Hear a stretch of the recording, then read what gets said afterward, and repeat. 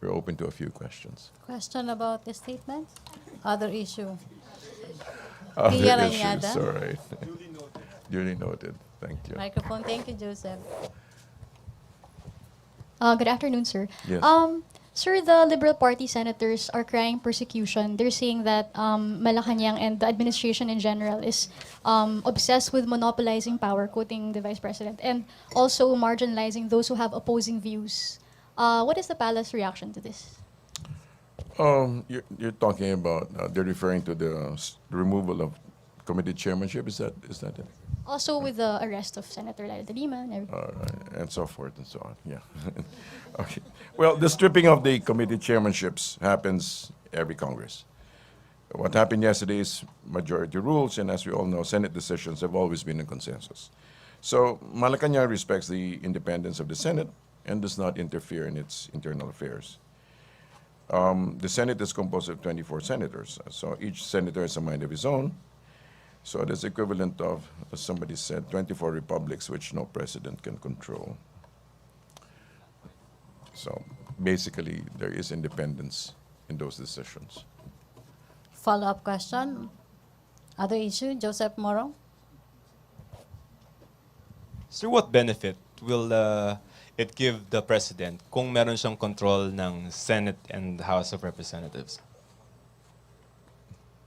What benefit? Yeah, sa administration if he has control of both the Senate and the House. I think the operative board should not be controlled, but influence.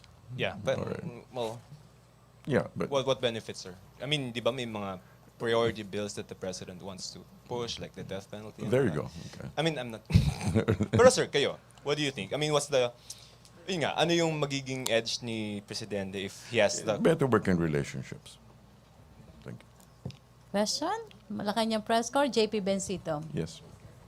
Hi, sir. Good morning. Yes. Sir, can we get a comment from the palace on the beheading of the German national? Sir, what are we talking with the German government with regards to this incident? Of course, but let me just quote first, let's say from the AFP statement, okay? And we empathize with this. Okay? It's a mournful day for all peace-loving and God-fearing citizens of the Philippines.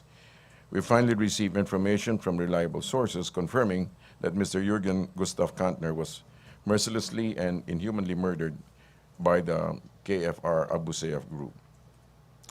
Our operations in the past several days and nights using all resources were unrelenting, and we also lost some of our best men in the process because of the value given to the life of Mr. Kantner and the others who have fallen prey to this terrorist group. The deaths of hapless civilians like Mr. Kantner in the hands of these terrorists feed the resolve of our soldiers to hunt down all the perpetrators and to bring them to the bar of justice. We express our heartfelt sympathies and condole sincerely with this family for their loss. The AFP condemns in the strongest terms this abominable act of ruthlessness and loath and greed of this evil terrorist group. We commit to relentlessly pursue the ongoing all-out offensive to neutralize the perpetrators of this crime. There will be no let-up in our operations until we have rescued all the remaining kidnapped victims. AFP units will continue to search for the remains of Mr. Kantner to be handed to his bereaved family and to afford him decent burial that he deserves. This is from the AFP. Sir, from the palace, parang From have the we palace, that would be, well, basically, let me just quote also from Mr. Dureza of the OPAP. Okay. Okay. on another topic na lang po. All right. Sir, yung kay si Soljan yesterday, he was saying na Trillanes must have been liable for or is a person of interest for coddling criminals like Las Cañas. Do we share the same sentiments and how are we treating this pronouncement of the Soljan? Of the opinion of the soldier. Let's leave it at that at the meantime. Thank you. Okay, thank you. Henry Uri, DCRH. Then Hannah, NAC.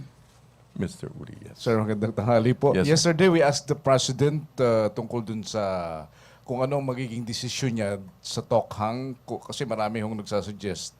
One is Senator Alan Peter Cayetano na ibalik na ho yung Oplan Tokhang, and sabi niya he is going to consult PNP and AFP dun sa kanilang command conference. May update po ba kung anong napag-usapan at ano ang final decision kung ibabalik po yung Oplan Tokhang? Regarding that, you must be referring to the command conference, no? Yes, sir.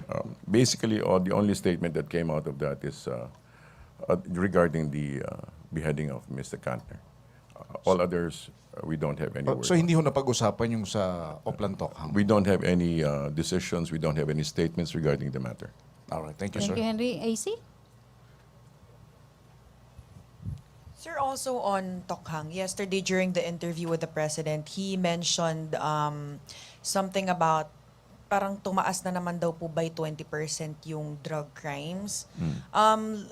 I just like to ask, ano po yung basis nun? Meron po bang naging review recently or, yeah? Well, if there were any reviews, and it probably, but we don't have any statements regarding the matter.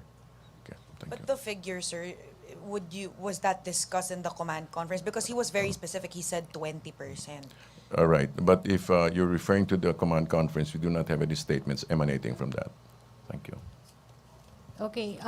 Oplan Tokhang, follow up? Other issue?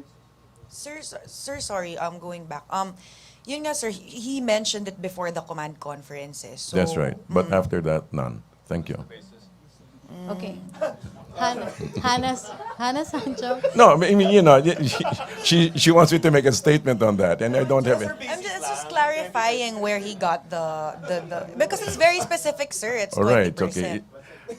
The only, if you're asking me for his sources, is that then these come from presidential sources. I don't have any statements regarding Okay, thank you, Thank you, AC. sir. Hannah? that. Yes. Sir, na-mention din ng Pangulo dun sa interview kahapon na yung tinatanong siya kung pwede ibalik yung Tokhang at yung war on drugs. Kasi di ba medyo nag-lie low That's right. ang PNP. Ang That's sinabi right. ng Pangulo, medyo kulang pa daw Ang alin? yung mga polis na mapagkakatiwalaan. All right, okay. So, napag-usapan po ba sa command conference yung talagang thorough cleansing All right. sa PNP? Okay, let me just let me repeat what I said. There are no official statements coming from that conference. Okay, the one that we can give you is which I just did was regarding Mr. Kantner. So all of these Any things. fresh directives on, yun na lang Sir kay Katner po. May fresh directives po ba ang Pangulo sa AFP and PNP about sa Abu Sayyaf? About the Abu Sayyaf. Yes. Since Well, tungkol naman this doon. also comes from it also comes from the command conference. So we don't have any official statements at this stage. Okay. Thank you. Yeah. On another topic, sir, last week, nag-meet po ang Pangulo, nag-dinner with the left-leaning cabinet secretaries. Yes. Ano pong update nun, sir? Basically, it was just I think, as I believe, a reiteration of support, mutual support Nagkaroon po ba ng support of what, sir? Sorry. of one another's efforts, hindi ba? Nagbago po ba ang desisyon ng Pangulo Na alin? baguhin yung kanyang desisyon na i-open ulit yung peace process with the No, basically, I think it had to do with the secretaries, and they remain in the cabinet. Okay, Okay, thank you. thank you. Ross and then Joseph and Pia. Good afternoon, sir. Ask ko Yes. rin po kung ano po yung naging agenda Ng tungkol alin? po nung sa meeting po ng labor groups leaders with President Duterte. Meron po silang ipinupush na proposed EO for against contractualization. Wala pang no statements also regarding that. Thank you. Okay, thank you. Pia or Joseph? Pia? Pia. Sir, may we know the agenda for the park later, Presidential Agrarian Reform Council? Mamaya daw po. Mamaya. Okay, Joseph. Kwentuhan lang yun. Sir, just Nagtatanong kayo eh. two topics, sir. Yes, po. Sir, follow up lang dun sa AMLAC na statement ni Presidente na he's willing to, at least as far as he's concerned, to reveal his net worth. Any actions that the President have taken? Like Antayin na lang probably- natin na lumabas. Okay? Thank you. Pero may plano po siyang to write the AMLAC? Nakalin? To write to the AMLC, sir? I suppose so, but yeah. Sir, sa Las Cañas na lang, sir. Right now, the decision of the Senate is to hear him, no? Pero with the Senate configuration na nangyari kahapon, do you think maapektuhan yun, sir? Should he testify? Come again? Should he testify para lang malaman na ng lahat? Because the President said hindi ganun yung relationship niya with Las Cañas. Well, I think that much of it has already been a rehash na pag-usapan ito dati. And it depends on the Senate whatever actions they take on Mr. Las Cañas, Whether he does or whether he does or not. Okay, thank you, Joseph. Last question, Chona, you? Chana. Sir, balik ko lang dun sa German. Yes Ano po. yung reaction kagabi ng Pangulo when he was informed na pinugutan na nga at saka may bago bang order sa AFP and PNP against Abu Sayyaf? I'm sure he was deeply affected, okay, as he usually is regarding those matters. But regarding the actions, we'll just have to wait until we see the actual steps taken by AFP and the rest. Thank you. Okay, thank you. Chona, your last question. Yes, Maricel Ms. Halili, Maricel. TV5. Sir, may we know the details about the meeting of the president yesterday with some Chinese officials or businessmen? Yes, Okay, regarding the railway. All right, hold on. Let me see. That I think I have. Right. I don't know. It was basically a brief meeting reiterating the commitment of their company to partner with the Philippines in regarding key infra projects, including the possible railway projects, consistent with the agreements he made during the state visit to China. He also gave a profile of the company and pointed out possible areas of cooperation in building, planning, and maintenance in railways, including especially Mindanao. Okay. He also highlighted the important role of infrastructure in physically integrating a country and helping spur growth and development. The President welcomed the call and reiterated his socioeconomic agenda, which includes increased public spending on infrastructure. It was a very welcome meeting. Sir, just to follow up on the reorganizational action in the Senate, sir, do you think there's a need for the president to have a bigger influence in the Senate nowadays? I don't know if you call it a bigger need for the influence. The Senate is quite independent of the President. They do what they need to do. Thank Okay, you. totoo na to, Sir Yes, Pia Ms. Pia. Reñada. Sure. No problem. Sir, Senator Lacson had a recent statement saying that the confirmation of Secretary Yasay is the least of his problems, and in fact, he could be liable for perjury. What is the palace reaction to this, and has this been also brought up by the President, given his concern in the elections for people being elected or put into position when they are citizens of other countries? I think Mr. Yasay has already made a very credible and logical and reasonable response regarding the matter. And so Mr. Lacson, of course, makes his own comments, but Mr. Yasay stands on his own explanation. The Philippines is among the top favorite of European investors in ASEAN. The Philippines is among the top of the 10 ASEAN countries preferred by European companies as investment destination, according to the European Union ASEAN Business Council Executive Director Chris Humphrey. It said that the Philippines is foreseen to further enhance the European interest due to the country's young population, the increasingly liberal trade and investment policies, and the largely untapped market. To deliver its promise to create 1.2 million jobs annually, the Duterte administration will attract more foreign investments, increase infrastructure spending, ease the cost of doing business in the Philippines, and continuously develop its human resource. Jobs to be created include those in construction, information and technology, business process management, tourism, manufacturing, transport and logistics, agri-processing industry, and the retail trade. Also, the IMF commends Philippine monetary policy. We welcome the commendation from the International Monetary Fund mission team regarding the Philippine monetary policies which are supportive of domestic expansion.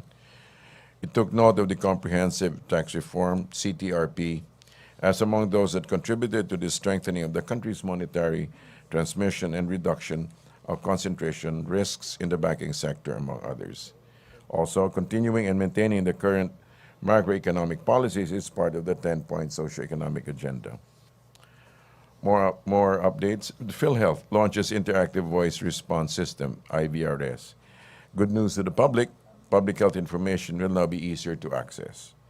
The Philippine Health Insurance Corporation, PhilHealth, has launched the Interactive Voice Response System, IVRS. It's a public hotline system that will accommodate inquiries such as health insurance benefits, e-registration, healthcare institution portal, electronic premium remittance system, and member inquiry.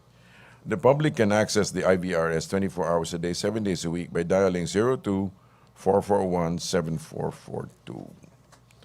Lastly, Palawan farmers, fisher folks get 69.5 million worth of farm inputs, implements and fisheries livelihood support. To reduce rural poverty, the Department of Agriculture has distributed to local fisher folk 96 units of 38-footer fiberglass reinforced plastic, which costs approximately 180,000 each.